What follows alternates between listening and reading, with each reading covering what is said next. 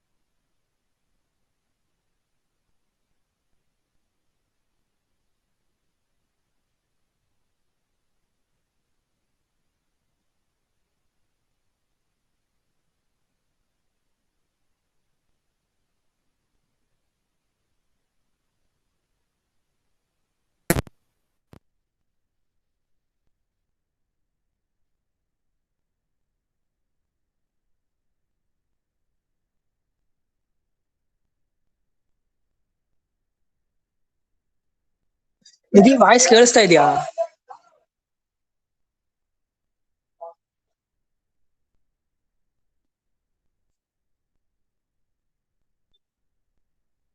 ಗುಣ ಕೇಳಿಸ್ತಾ ಇದೆ ವಾಯ್ಸು? ನೀನ್ ಮಾತಾಡ್ತಿರೋದು ಕೇಳಿಸ್ತಾ ಇದೆ, ಸರ್ದು ಕೇಳಿಸ್ತಾ ಇಲ್ಲ. ಹಾಕಿದೀನಿ. ಹಾ ಸರಿ ಸರಿ ಸರಿ ಕೇಳಿದಕ್ಕೆ ಹಾ ಕಾಲ್ ಮಾಡಿದ್ರು ಅವ್ರೆ. ಹಾ ನನ್ನಿಂಗ್ ಮಾತ್ರ ಕೇಳಿಸ್ತಾ ಇಲ್ಲ, ಗುಡ್ ಮಾರ್ನಿಂಗ್ ಅಂತ ಯಾರು ರೆಸ್ಪಾನ್ಸ್ ಮಾಡ್ಲಿಲ್ಲ, ಅದಕ್ಕೆ ಮೋಸ್ಟ್ಲಿ ನೀವೇನು ರೆಸ್ಪಾನ್ಸ್ ಮಾಡ್ತಿಲ್ಲ ಅಂತ ಕಂಟಿನ್ಯೂ ಮಾಡಿದೆ ಅಂತ ಅಂದ್ರು. ಇಲ್ಲ ಕೇಳಿಸ್ತಾ ಇಲ್ಲ, ಸರ್ದು ಕೇಳಿಸ್ತಾ ಇಲ್ಲ. ಯಾರಿಗೂ ಕೇಳಿಸ್ತಾ ಇದ್ದಾನೆ? ಇಲ್ಲ ನನಗೂ ಕೇಳಿಸ್ತಾ ಇಲ್ಲ. ಸರಿ ಸರಿ, ಅವ್ರದ್ದೇನು ನೆಟ್ವರ್ಕ್ ಇಶ್ಯೂ ಇರ್ಬೇಕು. ನೆಟ್ವರ್ಕ್ ಇಶ್ಯೂ ಇರಲ್ಲ, ಯಾಕಂದ್ರೆ ಇದು PPT ಪ್ರೆಸೆಂಟ್ ಆಗ್ತಾ ಇದೆ ಅವ್ರದ್ದು. ಮತ್ತೇನಿರ್ಬೋದು? ಏನೋ ಆಡಿಯೋ ಪ್ರಾಬ್ಲಮ್ ಇರುತ್ತೆ. ಸರಿ ಸರಿ, ನೀನು ಕಾಲ್ ಮಾಡು ಸಾರ್, ಕೇಳಿಸ್ತಾ ಇಲ್ಲ ನಮಿಗೂ ಅಂತ. ಇಲ್ಲ, ಅಲ್ಲಿ ಮೆಸೇಜ್ ಹಾಕಿದ್ನಲ್ಲ ನಾನು, ಚಾಟ್ ವಿಂಡೋ ಅಲ್ಲಿ ಮೆಸೇಜ್ ಹಾಕಿದ್ದೆ ಸರ್ಗೆ. ನಾನ್ ಡೈರೆಕ್ಟ್ ಕಾಲ್ ಮಾಡಿದ್ನು, ಸರ್ ಕೇಳಿಸ್ತಾ ಇಲ್ಲ ಅಂತ. ಹಾ, ಏನಂದ್ರು? ಅದಕ್ಕೆ ಮೋಸ್ಟ್ಲಿ ಅದೇ ಮೋಸ್ಟ್ಲಿ ನಿಮಗೆ ಕೇಳಿಸ್ತಾ ಇದೆ ಅಂತ ಅನ್ಕೊಂಡು ಪಾಠ ಮಾಡ್ತಿದ್ದೆ, ಇನ್ ಮುಗಿಸ್ಕೊಡೋಣ ಅಂತ ಅಂದ್ರು. What happened, man? Sir voice is not audible, bro. ಇರ್ಬೋದು mostly.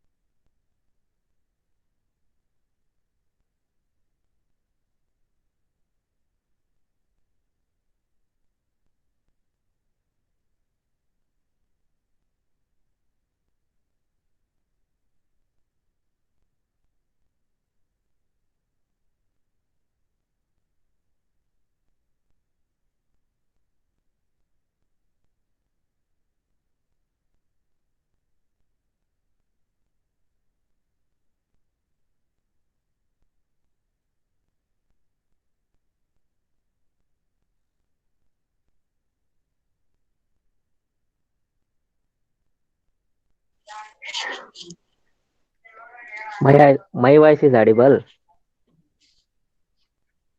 Yes, sir. Yes, sir. Sir may be ಏನೋ ಸ್ಪೀಕರ್ ಆಫ್ ಮಾಡಿರ್ತಾರೆ ಅನ್ಕೋತೀನ. ಇಲ್ಲಾಂದ್ರೆ ಮೈಕ್ರೋಫೋನ್ ಕನೆಕ್ಟ್ ಆಗಿದೆ ಅನ್ಕೊಂಡಿರ್ತಾರೆ, ಮೈಕ್ರೋಫೋನ್ ಕನೆಕ್ಟ್ ಆಗಿರಲ್ಲ.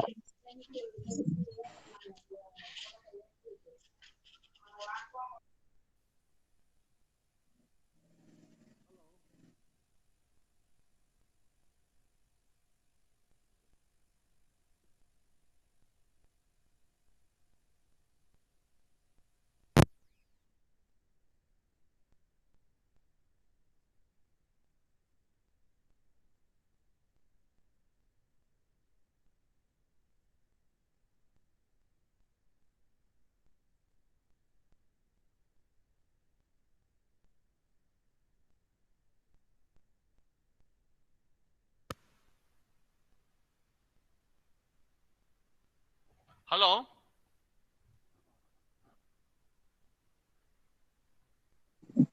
Sir.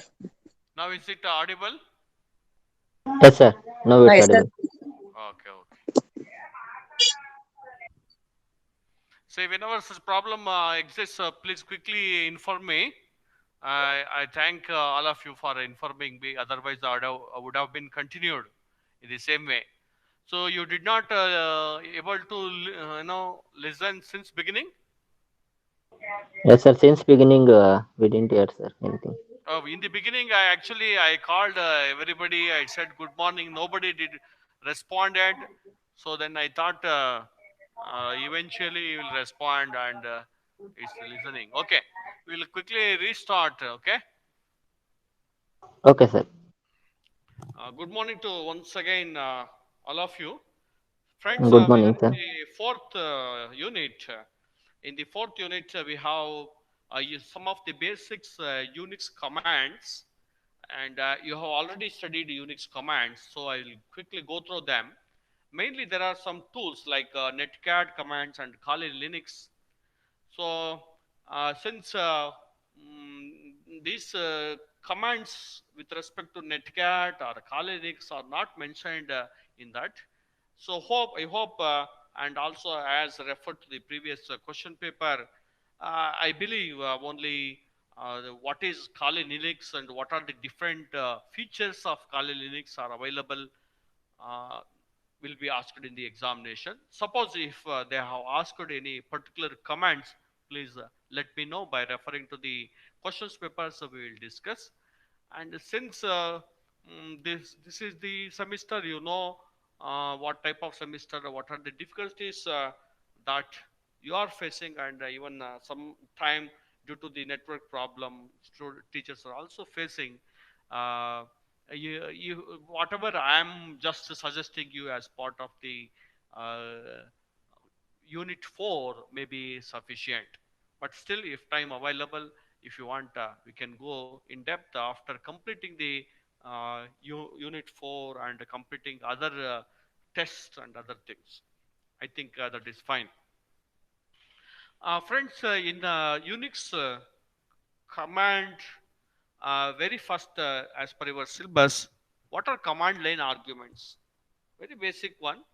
No doubt they may ask you what are the command line arguments, and they may ask you to explain some of the basics Unix commands. So I have taken some basic commands like list files and directory commands and commands that helps you to understand who is working. All these things basically I have taken.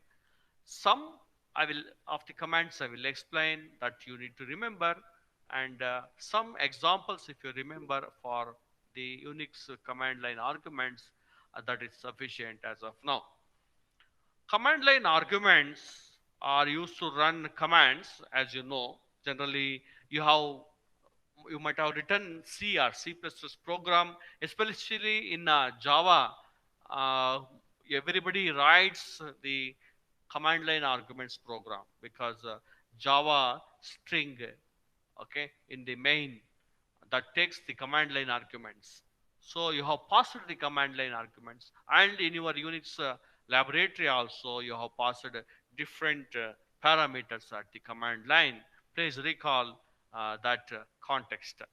So Unix shell is used to run commands, and it allows user to pass runtime arguments to these commands.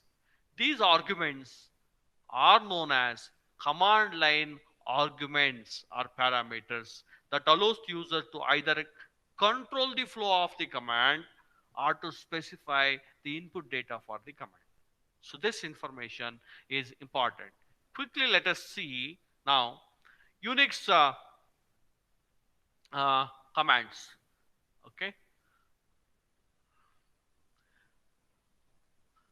Okay. So you are able to see the screen, right? No, sir. You are able to see the screen? No, sir. Okay. Fine, fine.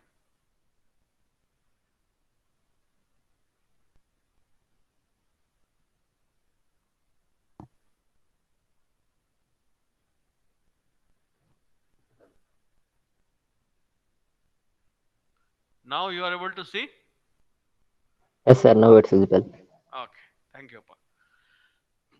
So this is what I was discussing. Unix extends the power of commands by using special flags or switches. To understand switches, please recall the switch program that you are writing. You'll be giving some condition. As per the condition, switch goes to different cases. That means there is an alternate of execution. Similar to that, Unix extends the power of commands by using special flags or switches. These switches are one of the most powerful features of Unix commands. Switches are usually preceded with a dash and files. So ls is a command which you are having for list your files, right? ls-a list all files including the ones whose file names begin in a dot, which you do not always want to see, right? These are some of the commands that you have seen. wc file name tells you how many files, words and characters are there in a file. So all these things you have done in your uh, Unix laboratory, right? So please remember such commands. It is a time to recall whatever the commands that you have typed in your Unix laboratory, and those basic simple commands you need to remember. Similarly, for file compression purpose, gzip and file name, if you give, it compresses the file. Almost to the 50% of the text file get compressed. Also, the compressing of the file depends upon the content of the file. In case of text file, it is 50%. In other cases like image and video, audio, it will not be 50%. So these are other tools for this purpose. There are several tools, but gzip is a highest compression rate giving tool. gzip produces files with ending dot gz appended to the original file name. If you have given file name 1, then what you are getting is file name 1 dot gz. So gz appended to the original file name, which has gives the compressed file. Unzip file name uncompresses the files compressed by gzip. gcat file lets you look at a zipped file without actually having to unzip it. You can have even print it directly using a gzcat file name. Okay, these are the similarly printing. Let us go to the printing. So here, let's take ZenScript converts plain text file into PostScript for printing and gives you some option for formatting. One or two commands for printing and file compression and directory. If you remember, it's enough. And in directories also you have worked on a command like make directory, right? mkdir, dir name, cddir name, change directory, pw tells you where you are currently, right? All these things. And finding things, ff, find files anywhere on the system. ff, and if I give the file name, this gives the files anywhere on the system. This can be extremely useful if you have forgotten in which directory you put a file, but do remember the name. In fact, if you use ff dash p, you don't even need the full name, just the beginning. This can be used for finding other things on the system. Example, some documentation that you have forgotten, right? Similarly, uh, grep command, these things, please recall. W tells you who is logged in and what they are doing, especially useful uh, to see whether they're actually sitting there typing away at their keyboards right at that moment. Who command, WHO, tells you who is logged on, where they are coming from. Useful if you are looking for someone who is actually physically in the same building as you or in some other particular location. Finger username gives you a lot of information about that user, when they last read their email and whether they are logged in. Often people put other practical information such as phone numbers and address in a file called dot plan. This information is also displayed by finger. Friends, some of the commands like this, even who am I, right? Command returns your name, sounds useless, but it is not. You may need to find out who is who forgot to log out somewhere and make sure you have logged out, right? So those of commands, if you remember, it is better. Like this, some of the commands. So with respect to the first topic in the unit 4, what are the Unix command line arguments and some of the basic Unix commands for creation of directory, creation of files, viewing files. Okay, with respect to the directory, like this, whatever we have explained, you need to remember. You should be able to give some examples and you should be able to write the explanation to that. Now, in the syllabus, the next topic given is Backtrack Linux. Friends, you are aware of Backtrack Linux, but if I say Kali Linux, I think you'll be able to catch it very quickly. Backtrack was a Linux distribution that focused on security based on the Knoppix Linux distribution aimed at digital forensics and penetration testing use. In March 2013, the offensive security team rebuilt Backtrack around the Debian distribution and released it under the name Kali Linux. Up to that, it was called as Backtrack Linux. There are different tools in the Backtrack Linux. Basically, it works on Ubuntu-based platform for digital forensics and penetration testing. Backtrack provides a large collection of security-related tools ranging from port scanners to security audit. There are 12 such tools for information gathering, vulnerability assessment, exploitation tools, privilege escalation, maintaining access, reverse engineering, RFID tools, stress testing, forensics, reporting tools, services, and miscellaneous. So we have to see what are these different tools available. What is the exploitation tool, for example? What is reverse engineering? So we'll discuss them in detail. But as of now, first see what is Backtrack Linux and what are the different categories of tools available, and you should be able to name them. Backtrack was under development between 2006 and 12 by the offensive security team.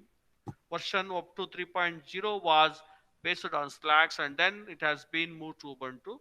Last version of Backtrack is 5R3, which is available in two flavors, Genome 2 and Kiri. These are some of the information. If you remember, you can write with respect to the Backtrack links. Otherwise, as of March 2013, offensive security team rebased the project to Debian and renamed it to Kali Linux. If you write that also, that is enough. So I'll come back to the Kali Linux or Backtrack Linux and some of its features in depth at a later point of time. Now we'll go to the next one. What is MacPort? We will try to know. And first, let us try to understand what's, then whys and hows with respect to this. We can see. MacPorts are formerly called Darwin ports. Is a package management system that simplifies the installation of software on the Mac OS and Darwin operating systems. It is an open source software project to simplify installation of other open source software. So that is a MacPort. I repeat, MacPort are also called as Darwin ports. Formerly, they were referred to as Darwin ports. It is a package management system that simplifies the installation of software on the Mac OS and Darwin operating system. It is an open source software project to simplify installation of other open source softwares. Okay. Next topic is Cygwin. Cygwin. Cygwin. It's a large collection of GNU and open source tools which provide functionality similar to a Linux distribution in Windows. A DLL, that is Cygwin 1 DLL, which provides substantial POSIX API functionality. Friends, suppose in case if you do not understand certain terms, please don't be panic. We'll come back to that and discuss once again what is required for us in that scope. Definitely will understand. It is like a, please think this is an introduction session. What is not a Cygwin? A way to run, it is not, Cygwin is not a way to run native Linux apps on Windows. Cygwin is not a way to magically make native Windows apps aware of Unix. Okay, so what is not a Cygwin, you should know. That's very, very important. Cygwin DLL currently works with all recent commercially released x86 underscore 64 versions of Windows, starting with Windows Vista. For information, see fact. Cygwin version, the most recent version of Cygwin DLL is 3.1.4. You can download and install Cygwin. You can just set up using I should say you by running exe file. You look for setup dash x86 underscore 64.exe. So use the setup program to form a fresh install or update an existing install. Keep in mind that individual packages in the distributions are updated separately from the DLL, so the Cygwin DLL version is not useful as a general Cygwin distribution release number. For all Cygwin related questions, to understand its installation, in depth how to configure it, okay, so these are not required for us because the entire module is for 8 hours, and if you go through the Cygwin in depth, that itself takes the 8 hours. So what is required, I'm just telling you. Okay, next is Netcat. The Netcat utility program supports a wide range of commands to manage networks and monitors, okay, the flow of traffic data between systems. Netcat is very, very important tool. Many of the attackers uses the Netcat tool. The idea of discussion of these classes is not to promote attacking or doing the cyber crime, but you should know how people will do using certain tools like Netcat. It works on TCP also, it works on UDP also. It is free and easy companion tools used alongside Wireshark is another tool which specializes in the analysis of the network packets. Original version of Netcat was released back in 1995 and has received a number of iterative updates in the decades. These are the basic Netcat's features or commands we can say. You can do scanning, port scanning using netcat command. You can create a chart or a web server. Most of our internal network may require of internal charting, which is very confidential. Verboscan, that is possible. HTTP requests are possible with net commands. TCP server and TCP client commands can be used with netcat commands. Item with netcat commands. Prevent DNS lookup with netcat commands. These are the certain things possible with netcat commands. Basic netcat commands. Once you have a netcat application set up on your Windows or Linux server, you can start running basic commands to test its functionality. Netcat nc, small nc, case sensitive, nc dash help, nc dash help. This commands will print a list of all available commands you can use in Netcat. It will come in handy if you run into any errors while writing a script or unsure of how to proceed. nc-z-v site.com. This will run a basic port scan of the specified website or server. Netcat will return verbose results with a list of ports and statuses. Keep in mind that you can use an IP address in place of the site domain. I will tell you what is verbose scan. nc-l. This command will instruct the local system to begin listening for TCP connection and UDP activity on a specific port number. nc site.com 1234 file name. This command will initiate the transfer of a file based on the specified port number. Printf netcat can actually operate as a simplified web host. These commands will let you save HTML code and publish it through your local server. So here are some screenshot is available. So whatever we have explained is available in this. So please go through it. Netcat commands syntax. So in the examination, what are netcat commands? What are the things possible, features possible using netcat commands? And some of the netcat commands, basics if you know that is enough. All netcat commands must start with netcat identifier or nc as a shorter option. By default, netcat tool will assume you want to perform a port scan unless you indicate otherwise.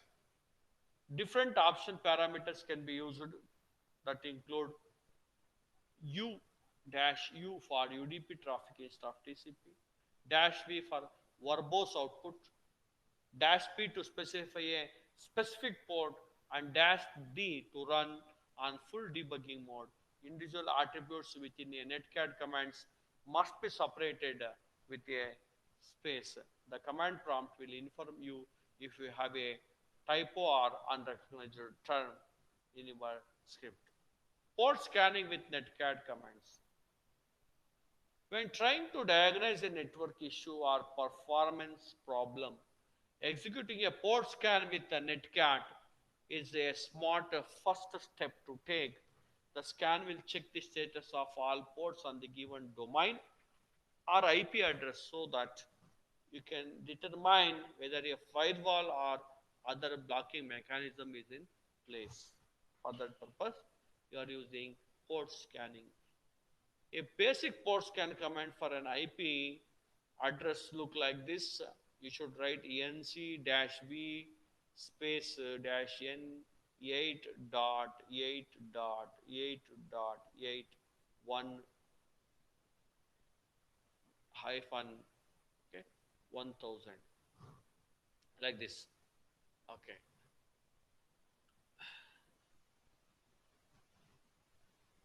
Note that numbers at the end of the command tell netcat to only scan for ports between numbers 1 to 1000. You should always perform port scan when connected to your local enterprise network. If not, you can configure your router with the virtual private network to create a secure tunnel into the network. Creating a chart or web server. In the examination, they will not ask you to how to create a chart or web server.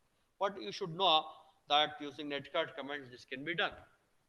Chart programs are on the rise. Why chart programs? What you can do is explained here. From open source solution to those that seem to suddenly gain massive popularity, there are a wide range of chart and communication tools available to enterprise organizations, right? Chart programs basically we are talking about.